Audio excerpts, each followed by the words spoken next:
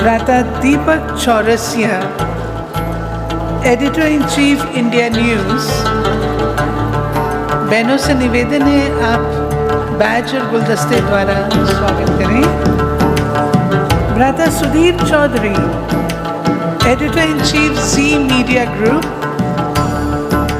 Mister Sanjay Kulshreshtha, editor in chief News Nation. हम खुश रहें और औरों को भी खुशी दें। और ये भी विचार की बात है, दिनों दिन हमारी खुशी घट क्यों रही है, तो कुछ और साधन अपनाने की आवश्यकता है। अब मैं आमंत्रित करना चाहूँगी, यदि श्री दीपक चौरसिया जी उपस्थित हैं, आइए आप अपने कुछ विचार देंगे। दीपक चौरसिया भाई हमारे editor in chief India news के।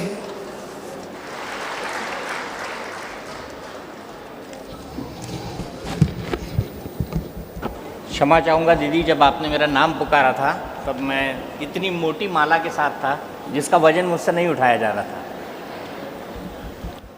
हालांकि कभी कभी बड़ा अजीब सा लगता है जब इतनी मोटी मालाओं से आपको लाद दिया जाता है और उससे उम्मीद बड़ी बढ़ती है। लेकिन आबू रोड आना अपने आप में एक ऐसा अनुभव है जिसको शायद शब्दों में बयान करना मुश्किल है। मुझे यहाँ पर सबसे ज़्यादा कोई चीज़ महसूस होती है तो वो है पॉजिटिव एनर्जी, जिसकी कम से कम दिल्ली में तो बड़ी कमी है। वहाँ भाई भाई से लड़ रहा है, पॉलिटिशियन दूसरे पॉलिटिशियन से लड़ रहा है, पॉलिटिकल पार्टी तीसरी पॉलिटिकल पार्टी से लड़ रही है, और जो नहीं लड़ रहा है वो इस चिंता में दुखी हो रहा है कि मैं इनसे क्यों नहीं लड़ रहा हूँ। बड़ी दिक्कत है। और ये दिक्कत, सुधीर अभी हैप्पीनेस इंडेक्स की बात करके गए, मैं ये कह रहा हूँ कि ये हमारे और हमारे समाज की बहुत बड़ी दिक्कत है। दिक्कत ये है कि 125 करोड़ हम लोग हैं, पर इस तरह की टीचिंग जिसमें ईश्वरीय विश्वविद्यालय जैसे लोगों की पहल हो और एक पॉजिटिव एनर्जी वाली बात हो, ऐसी जगहें देखने को तो मिलती हैं। लेकिन बड़े समाज में, जिसको कहते हैं कि बहुमत वाले समाज में, वो तनाव बने रहते हैं जिनकी बात हमने हैप्पीनेस इंडेक्स के बारे में की है। वैसे एक बात मैं कहना चाहूँगा, मैं मध्य प्रदेश से आता हूँ और मध्य प्रदेश के मुख्यमंत्री ने हैप्पीनेस मिनिस्ट्री बनाने का फैसला कर लिया है। तो भारत में इसकी शुरुआत हो रही है। अब आदमी, हम जब सर्वे करने जाते हैं ना, पॉलिटिकल सर्वे, तो हमको यही मालूम पड़ता है कि हम पूछते हैं कि आपने कौन सी पॉलिटिकल पार्टी को वोट दिया, तो वो कहता है कि साहब हमने ए पॉलिटिकल पार्टी को वोट दिया। हम ये सोचते रहते हैं कि इसने क्या सही बोला या झूठ, क्योंकि हो सकता है इसने बी पॉलिटिकल पार्टी को वोट किया हो और बोला हो मुझे ए पॉलिटिकल पार्टी। तो जो दूसरी बड़ी बात है खुश रहने की, वो ये है कि अपने आप से प्यार करो, अपने आप से प्यार करो और उस परमपिता ईश्वर परमेश्वर से प्यार करो जिसके शक्ति पुंज के सहारे हम अपनी ज़िंदगी की तमाम पॉजिटिव एनर्जी को इकट्ठा करते हैं, उसके सहारे ज़िंदगी में आगे बढ़ते हैं। मैं अपने जर्नलिज्म के दिनों के एक अनुभव को आपके साथ शेयर करना चाहूँगा। अंडमान और निकोबार में सुनामी आया था, आप सबको पता है, और बहुत बुरी हालत थी वहाँ की। एक परिवार ऐसा ही फंसा हुआ था। उसका एक सदस्य मुझे रोते हुए एयरपोर्ट पे मिला कि मेरी भतीजी बड़ी मुश्किल से एक आइलैंड के ऊपर, द्वीप के ऊपर फंसी हुई है, आप किसी तरह से उसको बचा लीजिए। मैंने बोला उम्र कितनी है? उसने बोला 6 साल। मैंने बोला माँ बाप क्यों नहीं कोशिश कर रहे हैं? उसका कहना था कि बड़ी मुश्किल से उससे थोड़ा सा संपर्क हो पाया है। हमको ये मालूम है कि हमारे भाई भाभी और अलमास का छोटा भाई जो है वो सुनामी के अंदर गुजर चुका है, बह चुका है। हमारे लिए बड़ा सवाल था, ये अथॉरिटीज़ तक अगर बात पहुंचाई जाए तो कैसे पहुंचाई जाए। हमने उसको एक स्टोरी बनाया जो टेलीविज़न में हम लोग करते हैं, और उस वक्त मैं आज तक चैनल में काम करता था, और उस स्टोरी के जरिए हमने प्रशासन पर इतना दबाव डाला कि राम कापसे साहब जो वहाँ के गवर्नर थे, वो अगले दिन लेके गए एक हेलीकॉप्टर और उस बच्ची को रेस्क्यू करके वापस लाए। ये हमारा एक छोटा सा कॉन्ट्रीब्यूशन था उस लड़की को बचाने के लिए। 2-3 दिन हो गए, मैं चाहता था उससे बात करूं, फिर मुझे ऐसा लगता था कि वो एक बहुत बड़े ट्रॉमा के अंदर होगी, वो क्या सोच रही होगी, उसके दिमाग में इस वक्त क्या चल रहा होगा। लेकिन हिम्मत करके 1 हफ्ते बाद मैंने उसके चाचा से बोला, जिसके साथ में वो स्टोरी को कर रहा था और कोऑर्डिनेट कर रहा था कि कैसे उसको रेस्क्यू किया जाए। तो उसने बोला कि ठीक है आप बात कर सकते हैं, उसका मेंटल लेवल अब स्टेबल है। आप भरोसा करेंगे उस 6 साल की बच्ची ने मुझे क्या शब्द बोले। उसका इंटरव्यू की शुरुआत और आखिरी दोनों इस बात से थी कि सर सब कुछ हो जाए जिंदगी में, हिम्मत मत हारना। तो वाकई हिम्मत न हारने की पॉजिटिव एनर्जी यहां पर आकर मिलती है। और मैं आपको ये बता दूं कि मेरा प्रजापति ब्रह्म कुमारी ईश्वरीय विश्वविद्यालय से या इनसे जुड़े संगठनों से नाता आज का नहीं है। मैं जहाँ पर रहता था, जो मेरा गांव था मध्य प्रदेश में, उस गांव में मेरे घर से चौथे घर पे प्रजापति ब्रह्म कुमारियों वालों का एक सेंटर चला करता था और वहाँ पे कई सारी बहनें काम करती थी, भाई काम करते थे और शहर के कई लोग वहाँ पर आते जाते थे और मैं भी उन लोगों में से था जो आता जाता था। लेकिन हुआ यूँ कि पढ़ने के लिए बाहर चला गया और पढ़ने के लिए बाहर ऐसा गया और ऐसी जर्नलिज्म की चक्काचौंध में फंसा कि आज तक कभी मौका नहीं मिला है। और मैं आज अपने आप को सबसे ज़्यादा लकी मानता हूँ, सबसे ज़्यादा किस्मत वाला मानता हूँ कि मैं आज प्रजापति ब्रह्म कुमारी ईश्वरीय विश्वविद्यालय के उस गांव के केंद्र से निकलकर आज आबू रोड पर आपके सामने खड़ा हूँ। आखिर जिस हिम्मत न हारने की बात अलमास ने की थी, वो किस हिम्मत न हारने की बात है, वो किस तरह का संदेश देना चाहती थी। जो माउंट आबू का ये आश्रम है, आबू रोड का ये आश्रम है, या माउंट आबू में जो हमारी स्थापना है, या फिर 133 से 134 देशों में जो छोटे छोटे और बड़े बड़े संगठन ब्रह्म कुमारी के काम कर रहे हैं, वो हैप्पीनेस इंडेक्स के मामले में बंद कमरे में एक छोटा सा रोशनदान है। हमको उनको खिड़कियों में बदलना होगा, हमको उसके दरवाजे खोलने होंगे, तभी हम सुखी रह पाएंगे। और वाकई मैं ये बड़े जिम्मेदारी के साथ करना चाहता हूँ, अपने पूरे एहसास के साथ कहना चाहता हूँ कि भारत के अंदर जितनी स्पिरिचुअल अपीलिंग है वो दुनिया में कहीं नहीं है। मैंने दुनिया के हर एक एक कोने को देखा है, लेकिन जिस तरह का ज्ञान, जिस तरह का इतिहास, जिस तरह का लिटरेचर, जिस तरह का कल्चर, जिस तरह की माइथोलॉजी भारत के अंदर है, मेरे ख्याल से वो कहीं नहीं है। अंत में इतना ही कहूँगा कि 80 साल पुराना ऑर्गेनाइजेशन है। दादी जानकी जैसे लोगों ने अपनी पूरी ज़िंदगी लगा दी।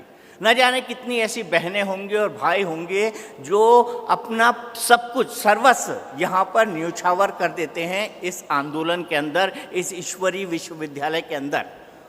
मैं ये चाहता हूँ कि इसकी जो भी टीचिंग्स हैं, माता दादी जानकी जी से कहूँगा कि मेरा ये सुझाव है, कम से कम इसकी जो भी स्पिरिचुअल हीलिंग की टीचिंग्स हैं उसको किसी यूनिवर्सिटी से साथ जोड़ा जाए, उसका बाकायदा एक सर्टिफिकेट दिया जाए, ताकि जो आदमी बाहर और आगे समझाने जाए उसके पास एक बेस है, उसके पास एक महत्व है, उसके पास एक सर्टिफिकेट है जो ये बताता है कि हाँ इस किस तरह की स्पिरिचुअल हीलिंग एक ब्रह्म कुमारी विश्वविद्यालय से निकला हुआ भाई या बहन सिखा सकती है। तो मुझे लगता है ये बहुत बड़ा कदम होगा। खुशी क्या है? खुशी एक स्टेट ऑफ माइंड है कि आज की तारीख में मेरा स्टेट ऑफ माइंड क्या है, मैं खुशी हूं या दुखी हूं। वो ठीक उसी तरह से होता है जिस तरह से एक ग्लास है, इसमें पूरा पानी भरा हुआ है। अगर आधा ग्लास भरा हुआ है तो आधा ग्लास पानी से भरा हुआ है और आधा ग्लास मेरे हिसाब से खाली नहीं है, उम्मीद से भरा हुआ है।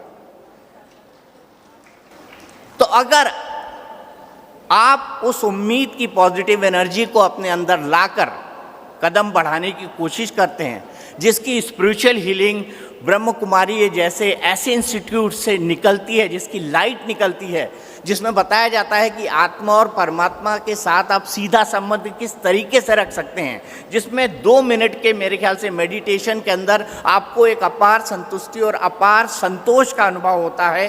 तो ऐसे इंस्टीट्यूशन को मैं सलाम करूंगा।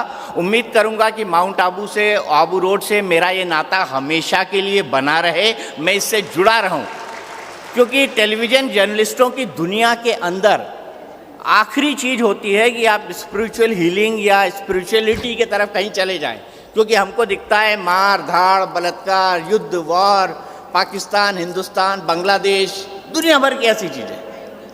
तो हमको हमारे लिए, मैं तो बल्कि ये कहूँगा दीदी से कि आदरणीय दीदी, अगर आपके पास दिल्ली में कभी वक्त हो तो हम ऑर्गेनाइज कराने की कोशिश करें टेलीविज़न के कुछ जर्नलिस्टों के लिए कि आप वाकई उनको हीलिंग सिखाएं। अगर ऐसा कोई कार्यक्रम बने तो हम उसमें पूरा का पूरा सहयोग करेंगे। अंत बात में मैं सिर्फ इतनी ही कहना चाहूँगा कि एक बहुत पुराना श्लोक है संस्कृत का, वो ये है कि विद्या ददाति विनयम, विनयम दयाति पात्रताम, पात्रता धनात् नोति, धनात् धर्मम तथा सुखम। हम सब लोग सुख के लिए घूमते हैं, सुख के लिए भटकते हैं, और अब उसी हैप्पीनेस इंडेक्स की बात कर दी। लेकिन अंत में एक जोक के साथ करूंगा। मुझे बहुत बड़े पॉलिटिकल लीडर ने इस जोक को सुनाया था। वो ये था कि एक आदमी शहर की चौपाल पे बैठा हुआ था और वो आराम कर रहा था, भरी दोपहरी में बढ़िया आराम, नीम के पेड़ के नीचे चद्दर तान के सोया हुआ था। तो वो लीडर उसके पास जाते हैं, उससे पूछते हैं कि भाई इस टाइम पे आराम, ये आराम तो तुमको शोभा नहीं देता। तो उसने बोला बताइए साहब क्या करूं? बोले क्या करते हो? बोले किसान हूं। बोले अभी खेती कौन करता है? बोले बटाई पे दे दी साहब, 50-50 के उसमें दूसरा आदमी खेती करता है। बोले फिर क्या साहब? मैं आराम कर रहा हूं अपना। बोले नहीं, तुम अपनी खेती खुद करो। बोले साहब उससे क्या होगा? बोले जब खुद खेती करोगे तो पैदावार बहुत अच्छी होगी। बोले फिर क्या होगा साहब? बोले पैदावार अच्छी होगी तो उसकी कीमत अच्छी मिलेगी।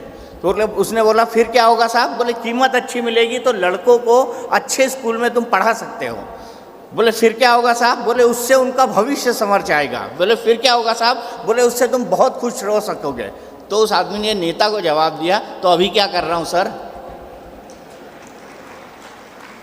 तो हमें अपनी हैप्पीनेस की परिभाषा को, हैप्पीनेस के स्वरूप को, हमारे स्पिरिचुअल जो शरीर है उसके अंदर जो स्पिरिचुअलिटी है उसको पॉजिटिविटी में, पॉजिटिव एनर्जी में कैसे बदलें, मेरे ख्याल से ये हमारा गोल है। और यही समझाना, इसी को प्रसारित करना, इसी को आगे बढ़ाना ईश्वरीय ब्रह्म कुमारी विश्वविद्यालय और ब्रह्म कुमारियों का संकल्प है। और इस संकल्प में हम अगर छोटी से छोटे, तिनके से तिनके वाली भागीदारी बनाएं तो मेरे ख्याल से बहुत अच्छा होगा, बहुत बेहतर होगा। दादी जानकी को से आशीर्वाद लेते हुए, वो अभी मंच पे नहीं है, लेकिन उनके आशीर्वाद की कामना करूंगा। आप सबका धन्यवाद जितने भी लोग मंच पर बैठे हुए हैं। और मुझे यही लगता है हर सम्मान लेने के बाद, हर फेलिसिटेशन लेने के बाद कि शायद मैं इसके लायक नहीं हूँ। ये बात मैं पुनः यहाँ पर दोहराऊँगा, लेकिन आपने मुझे बुलाया, सम्मान दिया, मुझसे बात करने का मौका दिया। आप सबका बहुत बहुत शुक्रिया, बहुत बहुत धन्यवाद।